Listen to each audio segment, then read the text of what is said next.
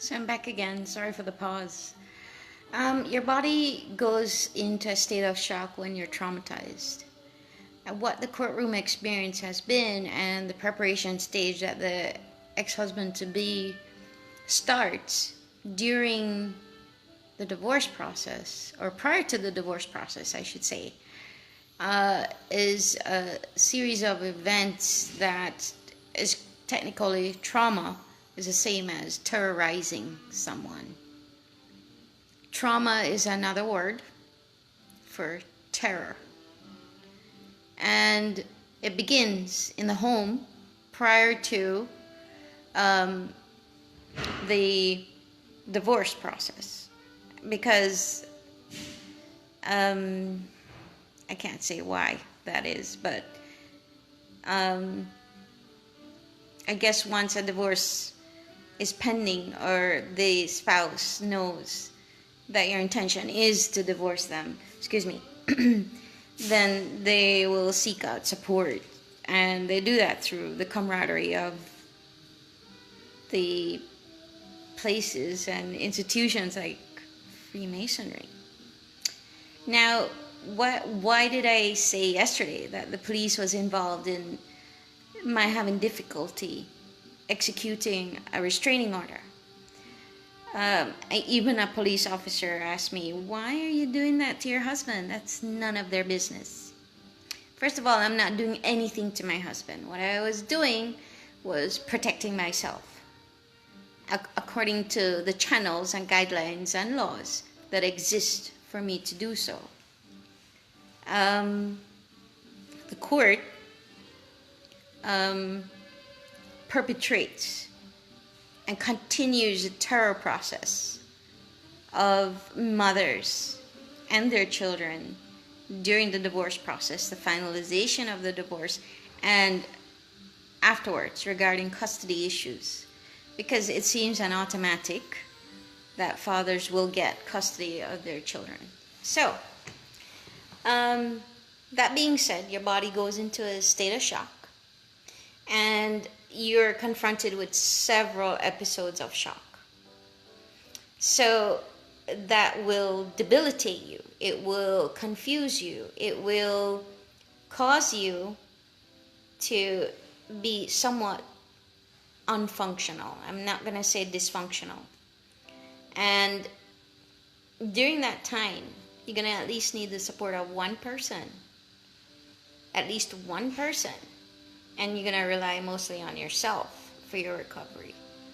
And part of that recovery is, yes, believe it or not, when you're in a state of shock, your body goes into a fight or flight mechanism through a substance from the renal glands, the kidneys, called adrenaline. So it's very important to exercise, to run, to walk briskly, and to hydrate, to purge the toxins that unused adrenaline creates. I think the toxins that build up in our system over time will cause you to develop all different types of illnesses, medical disorders, medical problems, heart problems, cancer.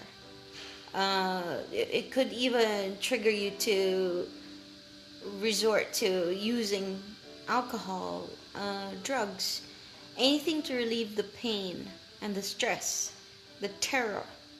As I said, I'm using the word terror instead of trauma because you're being terrorized by the court system and your ex-partner or ex-partner to be. And part of the terrorism comes from them also using parental alienation tactics via your children, attempting to indoctrinate your children into believing you're the worst and whatever. And this is going to boil over into something called stigma. And I think we've all experienced stigma at some point in our life. And the medical community, the pediatricians, the church members, they're gonna take sides and believe that you did something wrong. That's why you lost custody of your children, when that's not true. I have a kitty beside me, so kitties are good for therapy, as well as puppies. And it's good to, pet them and all that. It helps a lot. So, what was I saying now? Kitty is being affectionate right now. And the court system, as I was saying, plays up on this shock and trauma and terror that mothers are subjected to without the forewarning or knowledge of how to handle it. And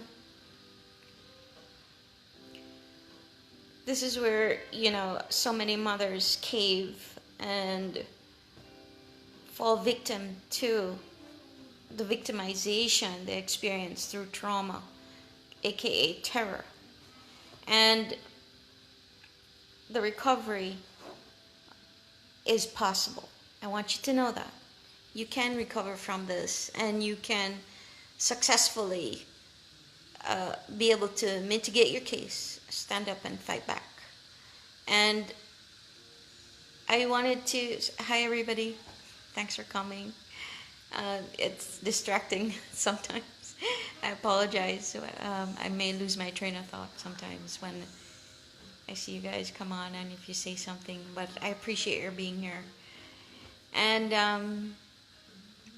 I wanted to tell you that self-care is extremely important during shock processes and experiences. And I know in my case, I guess because I was a licensed clinical social worker, the trauma was probably tripled or quadrupled because they knew I was a mental health professional. And I wanted to segue a little bit into clinical social work. And what clinical social workers do is clinical social workers are mini everything. We're very well trained in practically everything. We have knowledge of politics, we have knowledge of governmental systems, we have knowledge of statistics, we have knowledge of mental health therapy, we have knowledge of pharmacology. We usually work closely with psychologists and psychiatrists and nurses, and we go into programs. We're not just there to hand out food stamps, etc., and transportation vouchers. No. We are also, when we become promoted in agencies and programs, part of the hiring process. And hi Andrea, ditto. Part of the hiring process, and we can review a program and see if it's functioning the way it's supposed to according to the guidelines and funding that it's set up under. So, for example, I have extensive experience in maternal child care. I worked with a program that aimed at reducing the infant mortality rate. However, it went from the state level to the local level, and it was phased out on the state level. So you have 3 levels: federal, state, and local. So anyway, part of what clinical social workers do is go into programs to see how they're functioning. And we do that through pooling statistics, collecting data, even on staff. When sometimes, for example, you take over a program, you review the HR records on every staff member you're supposed to lead. So you assess how well a program is working based on its performance. And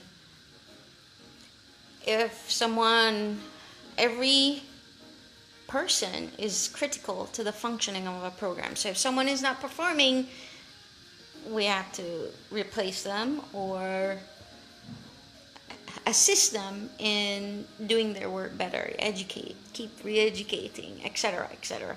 So anyways, that's kind of the aspect of the program and federal budget and all of that. We don't control the federal budget, by the way. That's usually done by accounting. Anyway, we also do psychotherapy, and I gotta break that down a little bit for you. At the top of the line in mental health counseling is the psychiatrist, the medical doctor. I've never worked with a psychiatrist who was not an absolutely awesome person, an amazing human being. Psychologists are under psychiatrists. They have a PhD. So it's a philosophy thing, doctor of philosophy. I've actually never met a psychologist that didn't have some major mental problem.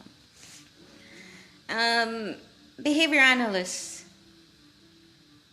that's the scary bunch. I'll say that very clearly. I've done behavior analysis, and I've been part of teams that had behavior analysts. I've done the training. I told the trainer, I don't want that certification. That's too Hitlerism for me.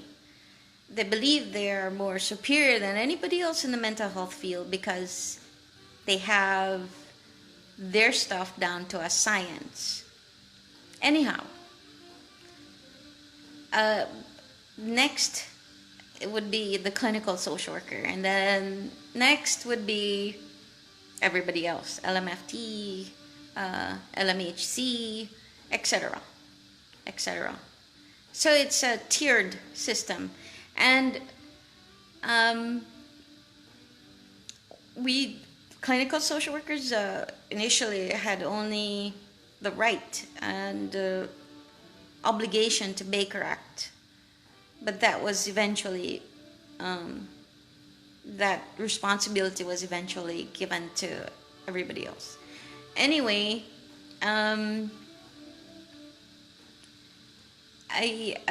wanted to say CPS, the court system rely heavily. They rely heavily on mental health professionals to execute the actions they take against parents, children, and who else? I can't remember right now. However, I wanted to say this. I never, throughout my career, questioned why I received a referral from a CPS or DCF or a lawyer or a court order, someone mandated for mental health care. I've only questioned, well, not for mental health evaluation, excuse me. But it's only natural that you would receive a referral for someone to be evaluated based on them breaking a law, such as DUI. And therefore, they would be mandated into treatment. You see that? Now that line has become blurry. Now, judges and lawyers believe they can refer people for psychological evaluation based on just about anything, especially mothers. Mothers are being, yes, Andrea, I gotta say, Andrea was mentioning something here. psycho reunification therapists get paid to reunify children with their abusers, which has resulted in many children being harmed. Absolutely. Absolutely. Reunification therapists, what is that? What field or specialty has a reunification therapist got over any other therapist? I do not know. And I really don't care to know. Because, it seems that if you're not colluded with the system and the present direction it's going in, which is totally malicious, I believe, then you're not going to be in that loop anyway. So it's important that you, for us moms, and this is something that I need to convey to you, it's important that you know who you are, because you're going to be challenged from the get-go by everybody you probably ever knew all your life about your sanity and your reactions, your normal reactions to terror. And you're going to have to know who you are. And you're going to have to believe in yourself. You're going to have to believe that your perceptions are correct. You're going to have to establish a spiritual connection with your higher power, whoever you believe is of a greater existence than you, why you're going through this experience. You're going to have to understand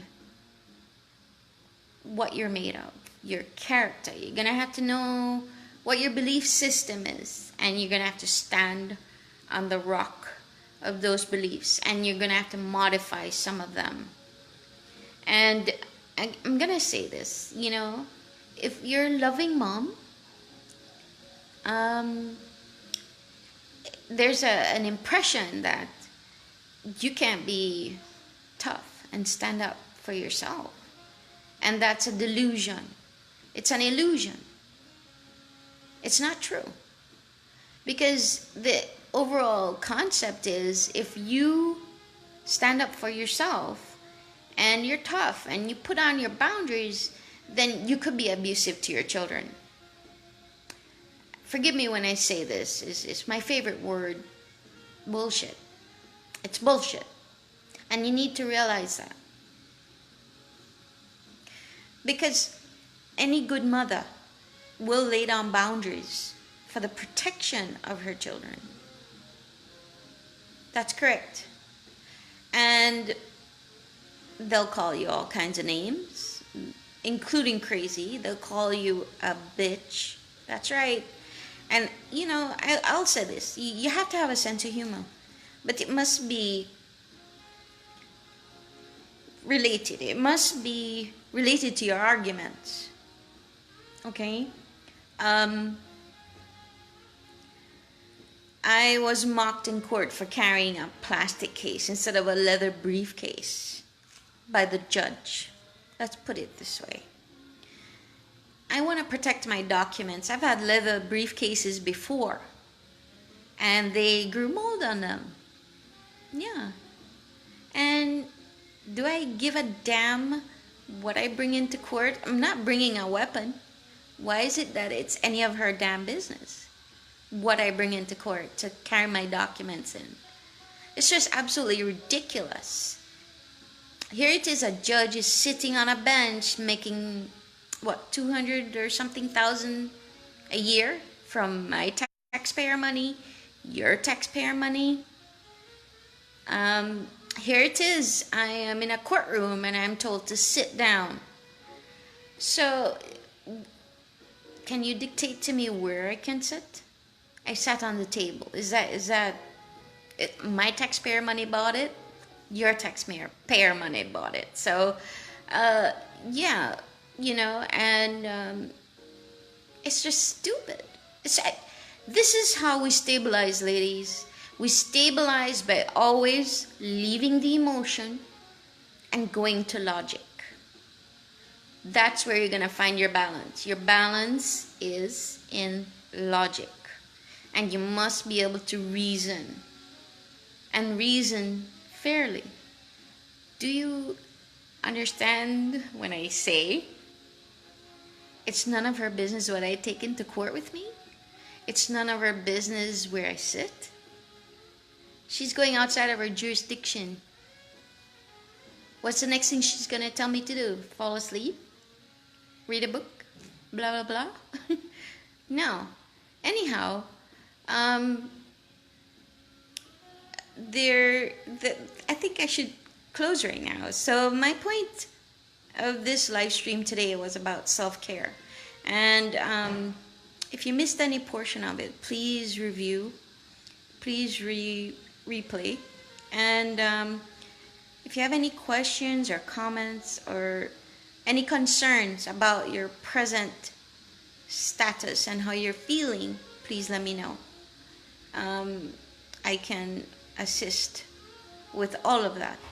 And as I said, I'm doing everything for free. Please never believe that I will charge for this, because this has been part of my growth, and I think we've been so poorly treated and not even accustomed anymore to unconditional love. And that's what we provide for each other in this process and together. And I think united we will be strong. We will be very strong. So start taking care of yourself. Because if you can't swim, your children cannot swim. And you must sustain and survive this experience so that you can be of the best benefit to your children. Hi, Andrea. Even if the judge goes outside of her jurisdiction, you stay in the best interest of the child and let the other stuff go. The child does not benefit from the type of bag you carry. Yes, thank you, Andrea. I appreciate that. Well said. And so I'm gonna close. I'm not gonna live stream tomorrow, by the way, or Saturday or Sunday. I'll be back on Monday, and I look forward to connecting with everybody again. Take care. Bye.